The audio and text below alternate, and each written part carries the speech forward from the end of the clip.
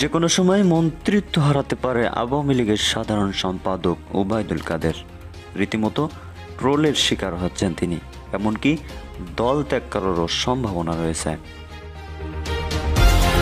বাংলাদেশের রাজনীতিতে ওবায়দুল কাদের একটি আলোচিত নাম এবং একই সঙ্গে বিভিন্ন কারণে সমালোচিত। প্রিয় দর্শক, এই মাত্র পাওয়া খবর। হ্যাঁ দর্শক, অবশেষে কিন্তু রেলমন্ত্রী ওবায়দুল কাদের তার পদটি হারাতে চলেছে এবং মন্ত্রিত্ব হারাতে চলেছে, এমন কথাই কিন্তু শোনা যাচ্ছে।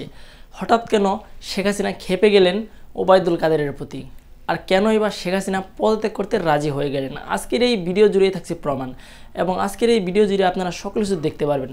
তার জন্য যারা এখন এই চ্যানেলে সাবস্ক্রাইব করেন, এই চ্যানেলে সাবস্ক্রাইব করে দেবেন, পাশে থাকা বেল আইকনটি বাজিয়ে দেবেন। যারা এখন এই ভিডিওতে একটি লাইক করে দেননি, দ্রুত এই ভিডিওতে একটি লাইক করে দিবেন। আপনারা কিন্তু সকলে জানেন ওবায়দুল কাদের কিন্তু কিছুদিন আগে একটি কনফারেন্সে বলেছিল বিএনপি কখনো এই বাংলাদেশে রাজত্ব করতে পারবে না, বিএনপি ইলেকশন করতে পারবে তাও আরও পাঁচটি বছর পরে। এমন কথাই কিন্তু শুনে ফেলেছে যুক্তরাষ্ট্র কিন্তু এমন কথাগুলো ভালোভাবে নেননি। যুক্তরাষ্ট্র কিন্তু শেখ হাসিনাকে ভালোভাবেই চাপ দিয়েছে এবং বলেছে তুমি ওবায়দুল কাদেরকে তাড়াতাড়ি তোমার পদ থেকে সরিয়ে ফেলে এবং তুমি তাড়াতাড়ি পদত্যাগ করে ফেলো, না হলে কিন্তু এই বাংলাদেশের উপর আমরা হামলা করতে বাধ্য হব, এমনটা কিন্তু জানিয়েছে যুক্তরাষ্ট্র। তার জন্য কিন্তু শেখ হাসিনা এখন দিশাহারা হয়ে যাচ্ছে এবং ওবায়দুল কাদের কিন্তু কান্নায় ভেঙে পড়েছে। তো ভিউয়ার্স, আপনারা এই জিনিসগুলো কেমন চোখে দেখেছেন অবশ্যই কমেন্ট বক্সে বলে যাবেন।